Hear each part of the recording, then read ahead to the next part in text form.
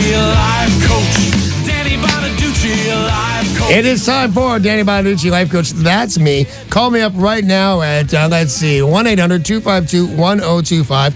Or you can email the Life Coach. I love getting your emails. Lifecoach@KZOK.com. Life Coach brought to you by Goldberg Jones Divorce for Men. Call 1-800-DIVORCE. Let's start with Mike in Elma. Good morning, Mike. How are you? Good morning, Mr. Bonaduce. What can I do for you, sir? Well, I got a real close friend, for about 10, 20, 30 years, and it just found out that his wife's been cheating on him all this time. All right, now, is it cheating in the general sense of the word, like the way that I would understand cheating when your friend isn't looking, his wife would go off and sleep with somebody else and then come home and pretend that wasn't the case? Exactly. All right, I got a question for you. Are you married, Mike? Oh, yes, sir. If your wife... 44 years. 44 years, God bless you. If your wife... before I get to this, what does he say about it? What does he say is his opinion on it? Oh, we're just shocked. We're just damn near choked when we heard the news. See, Danny, the deal is, she's a churchgoer. She's one of those people that hides behind the Bible, and that hypocritic stuff just doesn't cut it, not that my ex-wife ever cheated on me, but she had a bunch of other failings that drove me crazy, and she was super about the church. The fact that you're going to church doesn't make you a good person. So that, I wouldn't give too much credence to the fact she goes to church. Lots of people go to church, and it doesn't make him a good person, starting with your friend's wife. So what does your friend say about it? Is he heartbroken? Is he shocked? Oh, he's devastated. He just, can't believe it happened, Now, let me ask you this question, Mike, and this has nothing to do with your friend. Well, it has a little to do with him because I'm questioning it. If your wife of 44 years had been cheating on you for the last 20 years, do you not think you'd notice? It seems like it'd be obvious as heck, but, I can't, I don't know. Even if not obvious. I'm not saying he knows and it's going to confront her and say, how could he? But my guess is that if anybody was cheating on me for 20 years, or if I was cheating on anybody for anywhere near 20 years, somebody's going to know something. That's why I want to gauge his level of being shocked. I'm guessing, to be honest with you, Mike, that even if he didn't know it was coming, he's not taken 100% off guard. I just don't think he's completely 100% surprised. But you called me up. What was your question, Mike? Person, how do you deal with something like this? What's the next step? Do you just throw her out in the street, or you tell her? Well, first of all, she's a grown woman. She's no kid after 20 years of cheating. There's no child. She's not going to get thrown out anywhere. She's going to have places to go. I think the lying is so much, and I think at the very least, it has to be discussed, whether therapy is the answer or what. But I've said, after being a cheater myself and ashamed of myself for doing it, that if people would have worked real hard, we could work this out. But I would imagine the damage to your friend, Mike, is so deep and so severe, there's never going to be any trust ever again. But having said that, don't be throwing anybody out till you remember, if it's been 20 years, they're in their midlife. They're moving on with their lives to stage 2, maybe even the beginning of stage 3. Somebody has to make sure what they want is to be all paid up in full, and not you get out, you cheated, you lied. Maybe you need to settle that down, and this is still the best result you have going for you.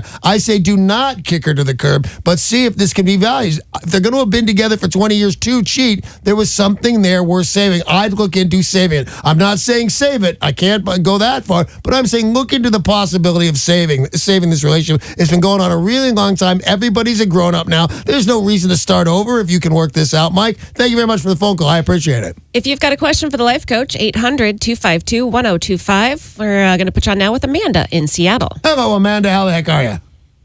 Good, I guess. What's up? I'm going to get. I'll tell you right, you want to hear a little thing there, Amanda, before you even get started? You said, I'm as good as I'm going to get. Completely not true. How old are you? 28. Yeah, you're 28 years old. Your name's Amanda. The world is your oyster. Things are whatever you think is bugging you is going to get a ton better. You're young. I'm just going to guess you're pretty. I'm going to guess things are going your way. Trust me, we haven't even gotten the crux of your phone call yet. But I promise you, if in 2 years you wanted to call me back up and say nothing's going that well, I won't believe you. Things are going to be fine, Amanda. I'm not kidding. The world is your oyster. You're upset today, and I will take it very seriously. I just want to tell you right now, everything's going to get better. So, what's up, Amanda? What's the call for? Well, my boyfriend and I broke up last night. Yeah? And for a lot of reasons, but the main reason is that I hurt him really badly. Did you cheat on him? Not in the traditional sense, no, but yes, emotionally I did. Let's stick with what cheating means here. Did you have sex with another guy? No, and that was never my intent. Any kind of sex with a guy. I don't like that Clinton stuff, although I like that guy. You can't say I had no sex if you did that. Did you have no kind of sex? No kind of sex. Okay, no. great. So what's your question? Well, we work together, and it's Monday, and I'm sitting in the parking lot at work, dreading going in there. And, I mean, we both love our jobs very much, and we don't really see each other a whole lot at work, but our job roles depend a lot on each other, and I'm just scared that he won't be able to stay professional and that I'm going to have a breakdown at work. Well, that's a lot to be afraid of. So what is the crux of your phone call? Because I would have advised you against a lot of this if you would have called me first. There's your problem right there, Amanda. The second you're about to make a mistake, you need to call Danny Bonaduce, life coach, because this is fraught with I'm dating a guy at work. Right there's a bunch of trouble. All right, so what is your question for me? How do I stay calm? How do I stay professional? What do I do? You walk in that door, as a matter of fact, and you broke up with him last night? Yeah. You got his cell phone on you right now? Yeah. The second you get off the phone with me, I want you to call him up. And I want you to say, we'll call him Bob. Hey, Bob, it's me, your ex-girlfriend from about 15 hours ago, Amanda. Serious biz.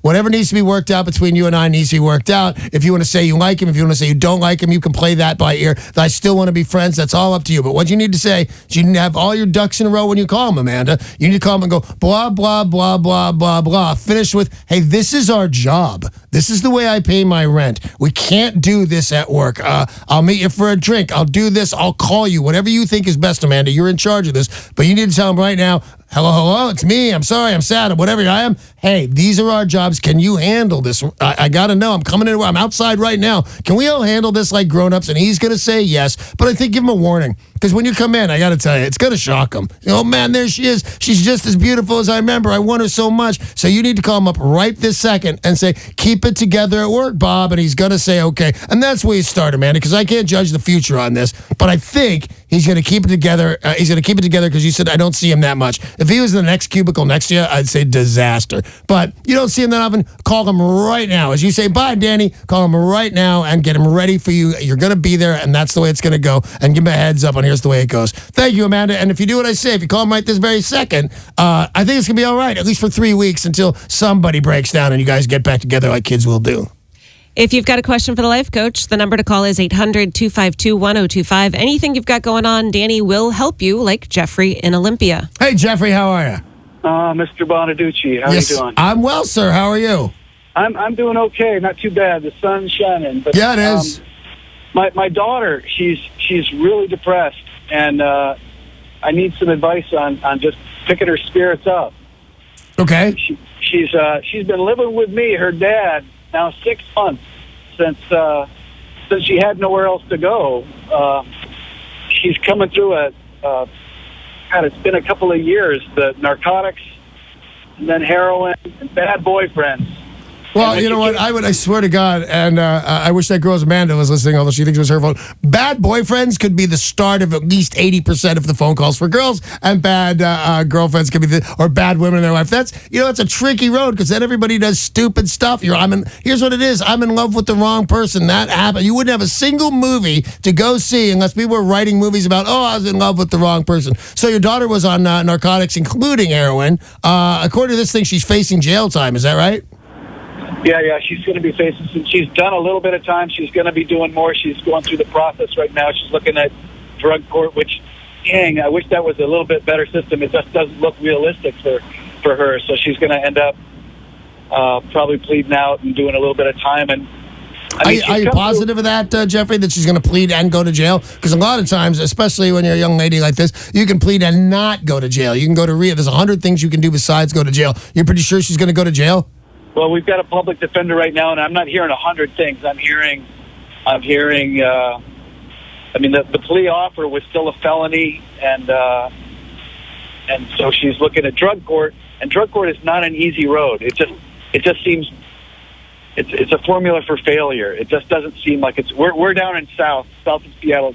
crime is in King County. Right. She can't readily get it transferred to Olympia to Thurston County, where she might have a better chance, because they can randomly test you. You got to come when they call, and so it makes it very difficult to have a job. And just so you know, Jeffrey, in case you're thinking, I always say with the life coach, people call up, and I've been through that. I've lived exactly through that for 5 years because I extended it by screwing up. They could show up at my house anytime, day or night, or call me up and say, head downtown and fill this jar right there. So it's a drag, but it can be done. I did it not every day, but I did it at least twice a week for 5 freaking years. It can be done. I want to say that we can keep your daughter out of jail, but it's starting to sound like we can, that they want to. Why do they want so much from her? She's a repeater. She's already been in for a lesser thing, and they're.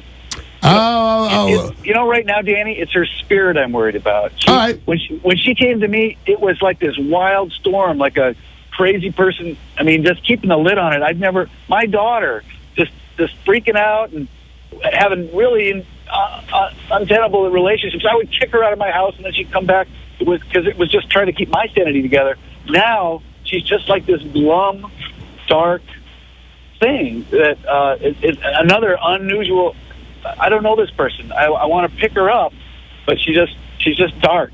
All right, you need to get this kid into therapy in a big way. There are, and if your insurance won't cover it, you might have to look for the cheapest possible version, but a lot of insurances will cover this. I'm telling you, she needs some Lexapro, and I'm against, I'm on drugs, so give me more drugs. I'm usually dead set against that, but I'm listening to what you're saying, Jeffrey, and when you said she's been to jail on an unrelated crime, this kid's having all sorts of hard times, man. You're on heroin, you do heroin crimes. You don't do other stuff besides that unless you are truly troubled. And I'll tell you this right now, in talking to Jeffrey for the last couple of minutes I've been talking to him, couldn't have a more stable, on-the-ball dad. And there's no reason for a girl to go through what your daughter is going through, Jeffrey, unless in some weird way she either wants to, and that's possible, or she's just a little bit, and I wish I was a doctor and could say this more nicely, but I can't, I don't know, a little bit bent. And I'm getting your kids a little bit bent, and we need to straighten her out. She needs to call a doctor. You need to deal with the public defender a little bit better, because I think